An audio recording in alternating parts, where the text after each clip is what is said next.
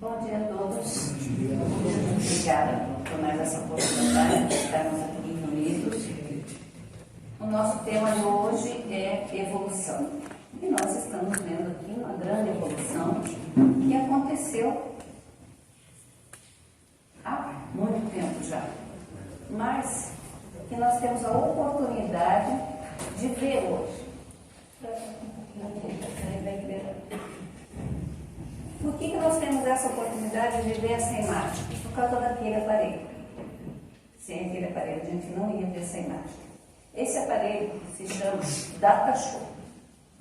Ele foi inventado em 1965 nos Estados Unidos.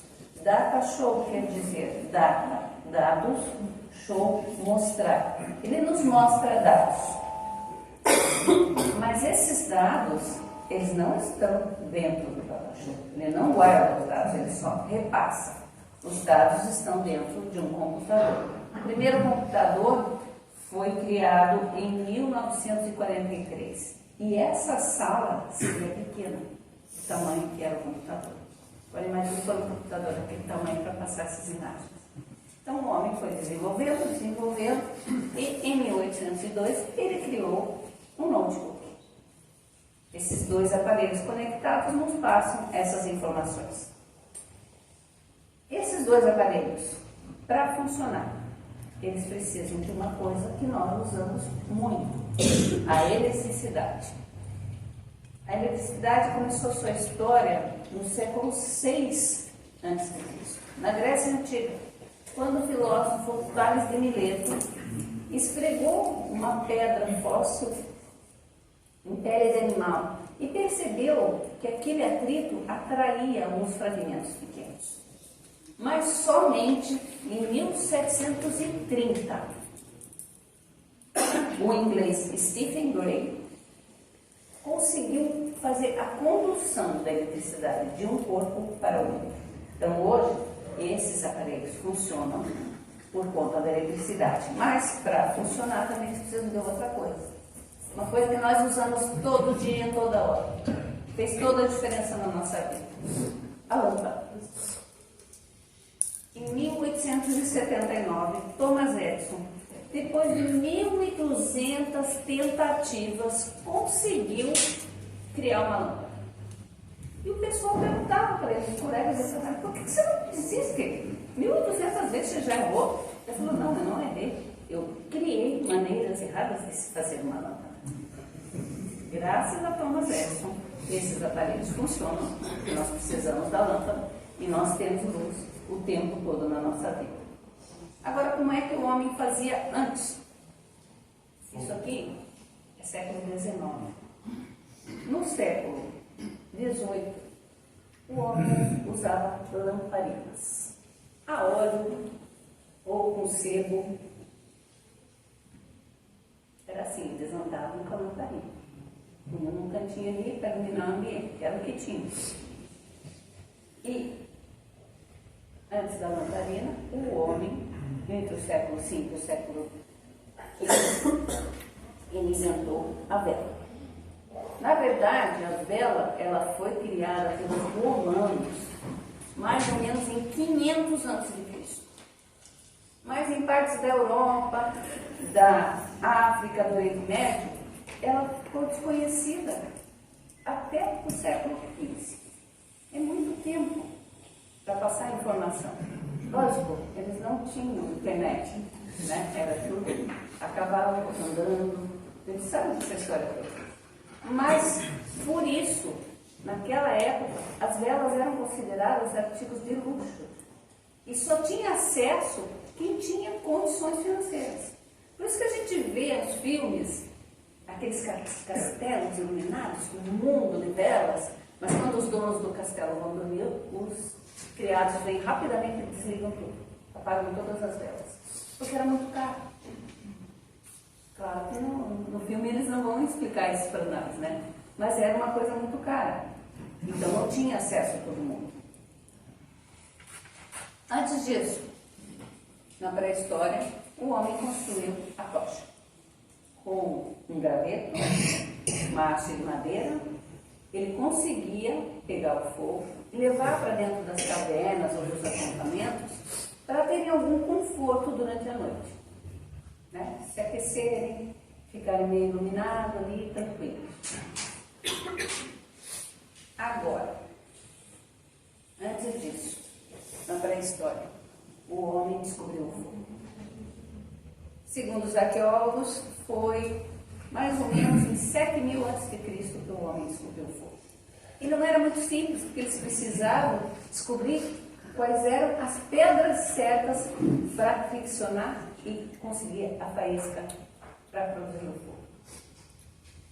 O que nós vamos ver é que antes do domínio do fogo, o homem dependia totalmente da luz natural. Anoiteceu, se esconda, fique com medo, porque aqui eles nem caverna usavam ainda. E eles, nós podemos dizer nós, né? Nem caverna nós usávamos ainda. Então era aquele medo, aquele frio, os animais podiam vir pegar, era um pânico geral. O sol desaparecia, pernas para que quer. O que nós estamos vendo aqui? Daqui até aqui. É uma linha do tempo inversa. Nós podemos ver aqui hoje até a pré-história. E nós vemos que o homem, ele é muito lento. Parece que foi um grande avanço. Nós sabemos que esse grande avanço vem por aqui, né? Nessa fase aqui. Aqui demorou muito para isso acontecer. O homem veio aos poucos fazendo isso. Se nós considerarmos que a nossa primeira encarnação foi aqui na Terra, aqui que nós entramos nessa história. Aqui, na pré-história. Aqui que nós começamos. Como é que tudo isso começou? É isso que nós vamos ver. O que nós vimos até agora foi basicamente uma evolução tecnológica do homem. Agora vamos ver a nossa evolução enquanto seres humanos. Deus criou o fluido cósmico universal. O fluido cósmico universal, ele está nos envolvendo, faz parte de nós, a gente não vê. Como muita coisa que Deus faz, a gente não vê. Mas dele, Deus cria tudo. E dele, Deus criou o fluido, o princípio material e o princípio espiritual. Como tudo que Deus cria precisa evoluir. Então, esses princípios também precisavam evoluir. O princípio material, nós temos a evolução dele nos 3 reinos da natureza. Tá tudo ali bonitinho. O princípio espiritual, como é que ele evolui? Ele vai usar os 3 reinos da natureza. Ele vai fazer uma espécie de estágio em cada reino da natureza. Gente, não é um estágio de 3 meses para ser efetivado, tá? São milhões de anos em cada reino. Então ele vai lá no reino mineral e aprende sobre a estrutura dos minérios, a combinação dos elementos. Nós temos um planeta que, no cômputo geral, todo mundo diz que é um grãozinho de areia no universo, e é, mas para nós é imenso. Imagine a quantidade de minérios que tem nesse planeta. Então, foram necessários milhões de anos para que o princípio espiritual conseguisse aprender tudo o que ele tinha que aprender. E quando nós falamos de reino mineral, não estamos falando só de minérios. Nós estamos falando de elementos, por exemplo, os elementos da tabela periódica. Nós sabemos que 2 moléculas de hidrogênio com uma de oxigênio formam a água. E que a água está no estado líquido, colocada em altas temperaturas, passa para o estado gasoso, em baixa temperatura, passa para o estado sólido. Uma coisa simples. Hoje, nós entendemos isso. O princípio espiritual passou por todos esses processos para aprender. Depois de milhões de anos, em que ele aprendeu sobre a atração dos corpos, ele estava pronto para passar para o próximo reino. E aí é muito diferente. Porque quando nós estamos no reino mineral, são seres inorgânicos, sem vida. E no reino vegetal, ele encontra vida. Aquelas plantas que procuram o sol, que se fecham quando o sol aparece, desaparece. Outras se abrem quando a lua aparece. Se a gente de novo pensar no tamanho do nosso planeta, no tamanho da nossa flora, a quantidade de plantas que o princípio espiritual acompanhou, crescimento, evolução, o momento em que as plantas colocam suas raízes bem no fundo do solo para conseguir água, para conseguir nutrientes. Tudo isso ele acompanhou desde uma graminha até uma sequoia, uma árvore monstruosa. Foi um processo de milhões de anos novamente para ele estar pronto para passar para o próximo reino. Aqui, no reino vegetal, ele descobriu a sensação. E ele passa então para o reino animal. No reino animal, o que ele encontrou? Vida. Um pouquinho de inteligência. O princípio da inteligência. O instinto. Desde uma amebinha, aí uma baleia. A reprodução, os vários tipos de reprodução que existem entre os animais. E a nossa fauna é imensa. Então, outros milhões de anos para ele entender o que é instinto. Nós, enquanto seres humanos, nós temos tudo isso. Muito forte ainda em nós. Porque quando tudo isso aconteceu, o princípio espiritual estava pronto em algum momento que nós ainda não temos evolução suficiente para entender quando e como. Deus transformou esse princípio espiritual, em um espírito. Cada um de nós passou por tudo isso. Então, quando a gente for fazer alguma coisa contra a natureza, pense nisso. Pode ser um princípio espiritual aí, fazendo a sua evolução. Um futuro espírito. É muito tempo para cada um de nós. Milhões e milhões de anos passando. O nosso princípio espiritual passando por cada um dos reinos para nós estarmos prontos e sermos criados por Deus como espíritos. Aquilo foi a nossa base. E na questão 132 do Livro dos Espíritos, os Espíritos nos dizem que Deus impõe aos Espíritos a necessidade de encarnar com o fim de chegar à perfeição. O que é encarnar? É habitar a carne. Nesse momento surge o quarto reino da natureza, que pouca gente conhece. O reino hominal, onde a razão deve nos levar à evolução. Deve. Ainda não estamos lá, mas estamos a caminho. Esse é o quadro da evolução espiritual. Nós estamos aqui, na animalidade ainda, porque materialidade, ignorância, instinto, é isso que faz parte do nosso dia a dia. Alguns já estão conseguindo chegar aqui em cima, quase na angelitude. Mas a maioria de nós está por aqui, pertidinho aqui ainda. Mas uma coisa que é muito interessante, nós vamos ter tantas encarnações quanto nós precisarmos para evoluir. Elas nunca param na evolução, elas são progressistas sempre. Eu posso optar numa encarnação ficar aqui a passeio, né? Estou aqui, não vou fazer nada, não quero. Estão dizendo ali que eu devia fazer isso, mas eu não quero. Eu tenho essa opção, eu tenho livre-arbítrio. Mas é uma perda de tempo enorme. O pouquinho que você faça é o suficiente para você evoluir. Hoje nós vamos tratar então, dessa parte aqui. Espiritualidade, influência do amor, conhecimento, responsabilidade, sabedoria e razão. Isso nós temos que ter para estar aqui. Então vamos lá. Primeiro, espiritualidade. Os cientistas, os pesquisadores, eles chegaram à conclusão E com essa pandemia que nós estamos vivendo, porque ainda está por aí, né?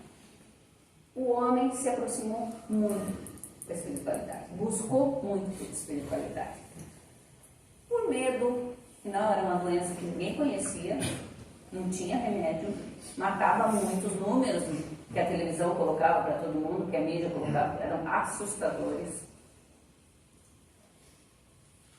O fato de nós ficarmos isolados, não poder sair de casa, não poder ver as pessoas de quem nós gostamos, com quem nós convivíamos normalmente. Nós ficamos anos sem ver pessoas.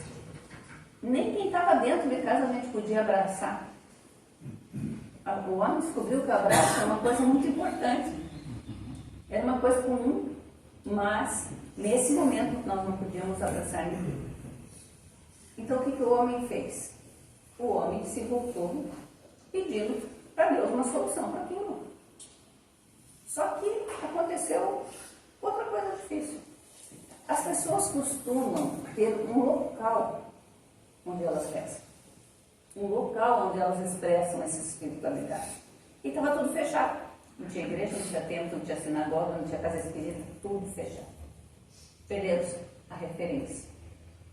Então o homem foi catar lá no fundo da gaveta, santinho, rosário, montou o seu altar em casa, acendeu vela, todo podia ser para comprar, não podia também. Então o homem buscou da maneira que ele pôde expressar essa espiritualidade. Nós sabemos que a espiritualidade está dentro de nós, né? Que não precisa ter um local específico. Eu posso rezar tomando banho, andando de carro, cozinhando, a hora que eu quiser. Vocês estão aqui hoje buscando conexão, entendimento com a espiritualidade. Nós sabemos que tem uma espiritualidade imensa aqui tomando conta de cada um de nós. Foi um momento difícil? Foi. Mas foi um momento de entendimento. A doutrina espírita nos ensina que nada acontece por acaso. E se a humanidade precisou de uma pandemia, ela teve um lado positivo. Porque o homem se religou a Deus. Então, valeu bastante. E também nós percebemos a necessidade que nós temos uns dos outros. Então, nós percebemos o quanto o amor faz diferença na nossa vida. Porque com a tecnologia, a gente até fazia alguns vídeos, via a pessoa do outro lado, conectava, mas não é a mesma coisa que você conviver com a pessoa. E a gente entende que a lei do amor, ela é muito misteriosa ainda. O amor é uma coisa muito particular, cada um ama de um jeito. Você ama teu filho de um jeito, você ama teu marido de um jeito, você ama tua mãe de outro jeito. Cada um tem um valor na nossa vida. A gente ainda não aprendeu a amar incondicionalmente, como Jesus nos ensinou. E a gente vê muitas pessoas que são exemplos para nós. Como aquela mãe que sai empurrando a cadeirinha da filha com deficiências físicas. E passa uma conhecida e diz: que vida difícil, né, amiga? E ela responde: quando tem amor, nada é difícil. Vocês devem ter ouvido falar daquele pai que criou uma cinta especial que ligava o filho ao corpo dele, que o menino caía muito. Ele tinha alguns descontroles mentais e ele caía muito. Então o pai criou uma cinta, o menino ficava grudado no corpo deles e eles podiam caminhar juntos sem o piar cair. E para o menino aquilo foi a glória. E para o pai ver a alegria do filho, era tudo o que ele precisava. Essas pessoas são exemplos para nós. O que nós às vezes achamos que é uma desgraça, na verdade é uma bênção. Porque a pessoa pode colocar em prática a caridade, o amor ao próximo. Então, quando nós pensarmos em amor, Vamos pensar em equilíbrio, vamos pensar em harmonia, tudo isso que o universo precisa, nesse momento mais do que nunca. Nós estamos vivendo momentos muito difíceis, né? Só quem não quer não vê que a transição planetária está mais forte do que nunca. E nós precisamos fazer a nossa parte para que todo mundo consiga se regenerar. Ah, mas como é que eu vou ajudar o outro? Faz a tua parte, não interessa o outro. Ame. Ah, mas como é que eu vou amar alguém que está matando alguém? Tá, primeiro, alguém que está matando alguém é um irmão teu, que está matando outro irmão teu.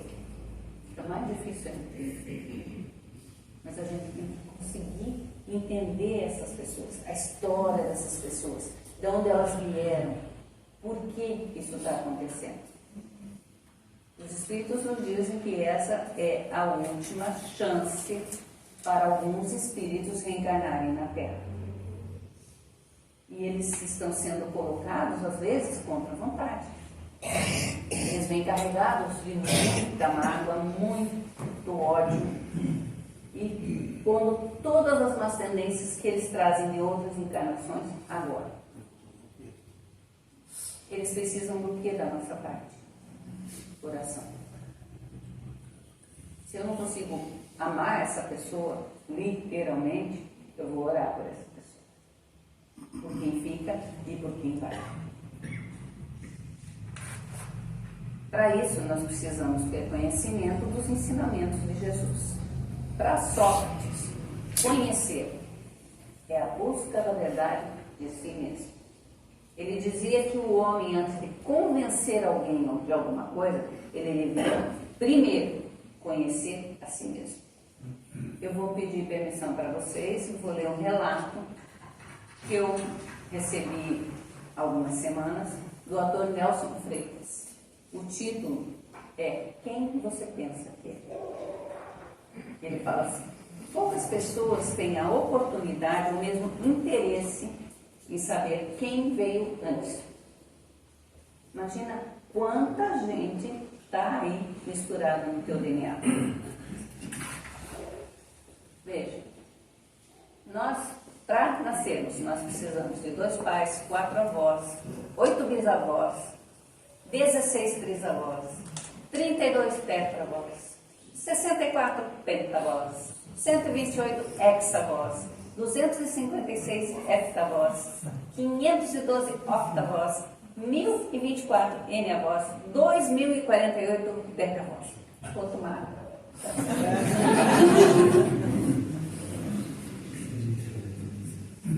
Como espíritas, nós sabemos que normalmente, via de regra, nós reencarnamos no mesmo grupo.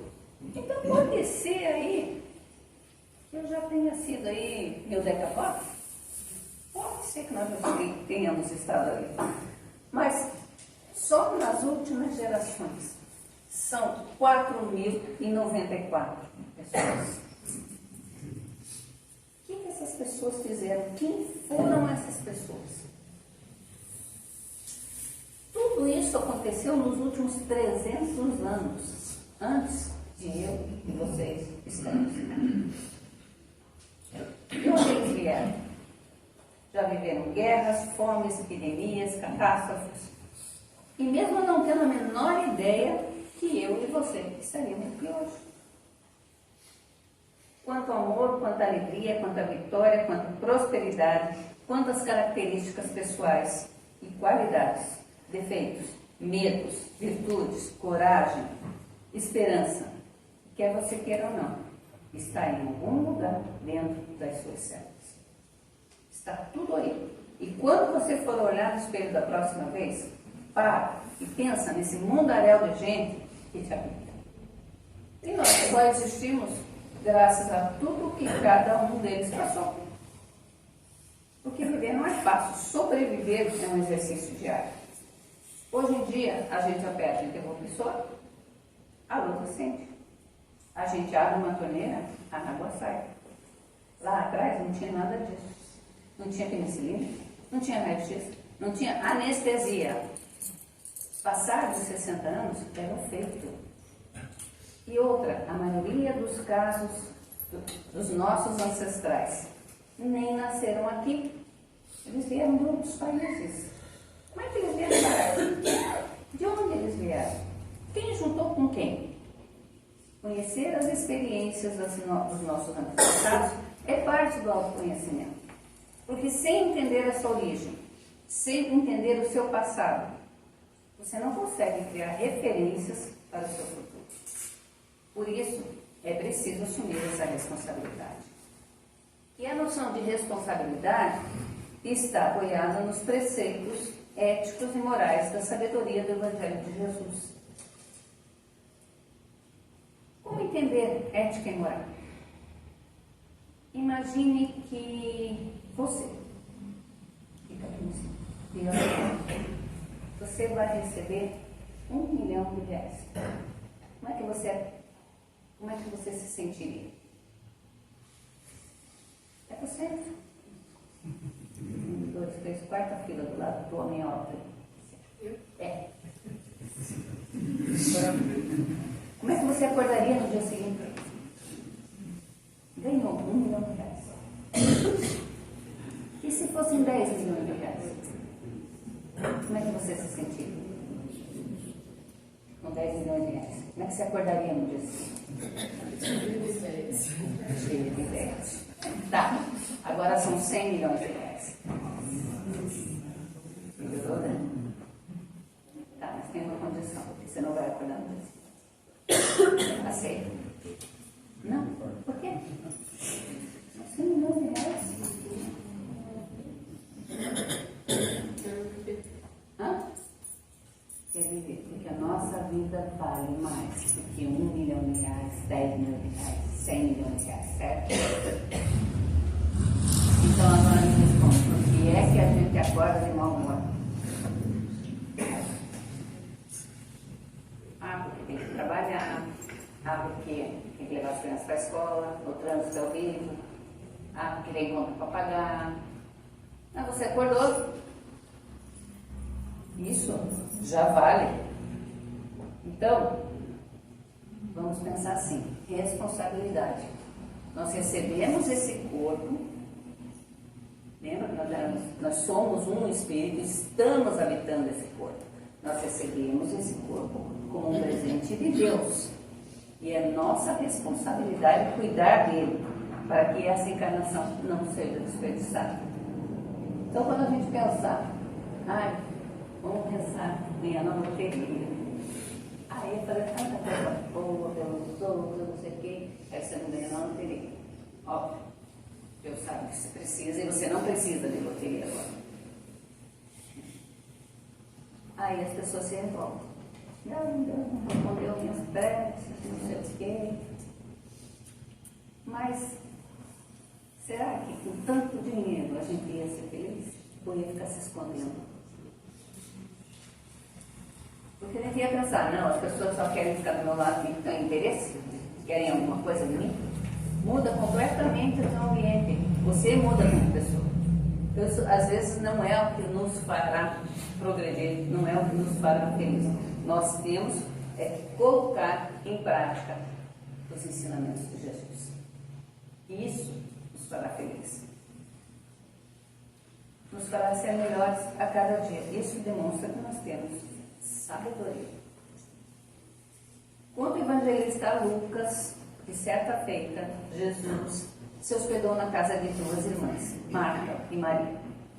Boa parte de vocês devem conhecer essa história. Marta logo se envolveu nos afazeres domésticos, no preparo do alimento, detalhes para a hospedagem. Porém, sua irmã Maria teve uma postura diferente. Ela observou que Jesus estava mantendo um diálogo muito inspirador e se sentou aos pés de Jesus para ouvir suas palavras, para alimentar sua alma. Marta, vendo aquilo, se impacientou. Eu não queria ajudar, tinha tanta coisa para fazer, né? O negócio é esse. Então ela foi até Jesus e lançou uma pergunta para ele: Senhor, não te incomodas que minha irmã não venha me ajudar nos afazeres domésticos? ela esperava que Jesus dissesse para Maria, Maria, vai lá, ajuda a tua irmã. Mas Jesus, que aproveitava todas as oportunidades para ensinar, respondeu: Marta, tu te inquietas e te agita a respeito de muitas coisas. No entanto, uma somente é imprescindível.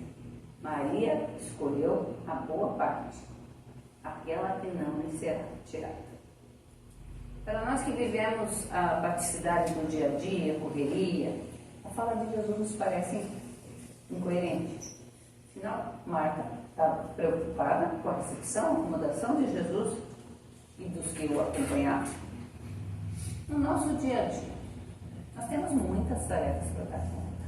Compromissos sociais, familiares, profissionais, religiosos.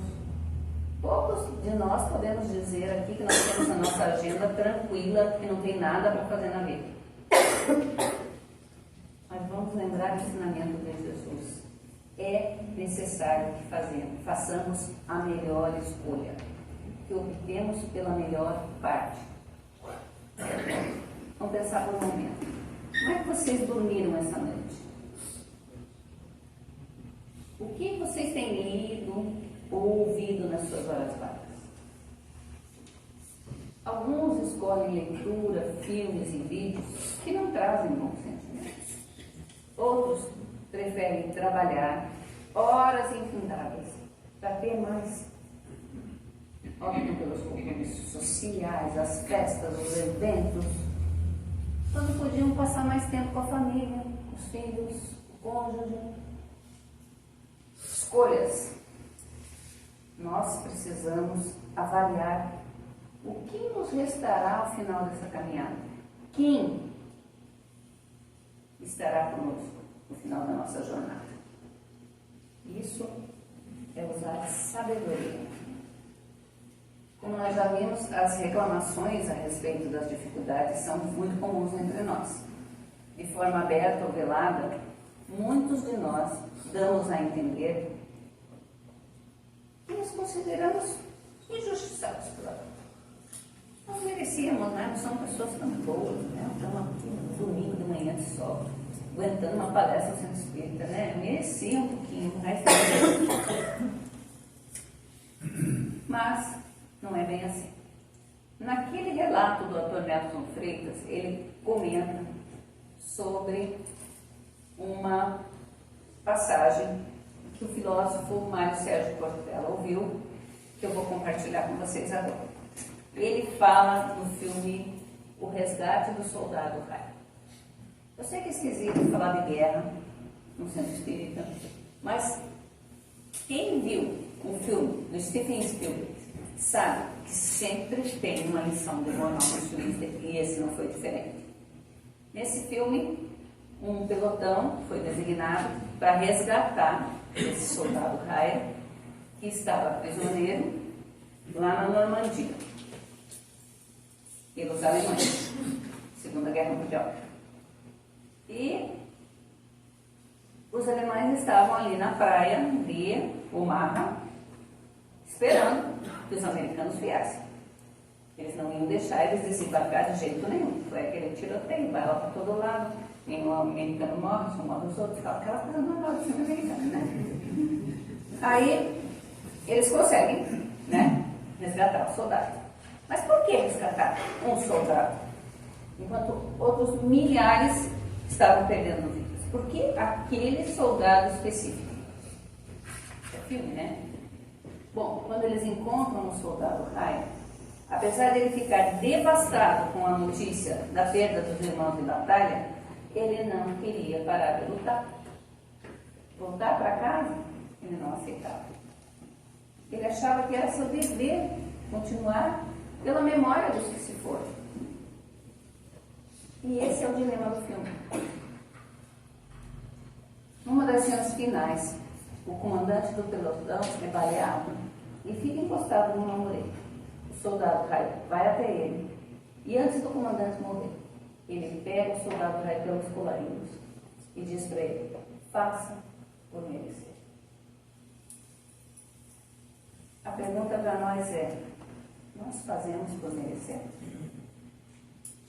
o que nossa mãe, nossos pais, nossos avós fizeram para termos comida na mesa, para nos manter vivos, coisas às vezes inimagináveis, como andar quilômetros a pé, pegar 4 conduções para ir do trabalho, noites sem dormir, privações e sofrimentos, mas nunca desistir dos seus. Nós fazemos por merecer essa existência, essa reencarnação? Mesmo não lembrando do que combinamos quando fizemos nosso planejamento encarnatório, nós convivemos e partilhamos tudo com outras pessoas. Então, que seja melhor, porque quando não estivermos mais aqui, que nossos descendentes tenham orgulho do que nós fizemos. Assim, nós poderemos dizer que valeu a pena, valeu mesmo. Nós temos que fazer por merecer. Ao final do estudo de hoje, nós podemos chegar a essas conclusões. Você não é daqui, você está aqui. Lembra do nosso princípio espiritual? Foi transformado num espírito que hoje habita esse corpo. Nós estamos aqui, nós não somos aqui. Você não veio para ficar, você veio para aprender. Todas as experiências que nós temos guardam um aprendizado. Tudo que nós aprendemos, certo ou errado, está gravado no nosso perispírito.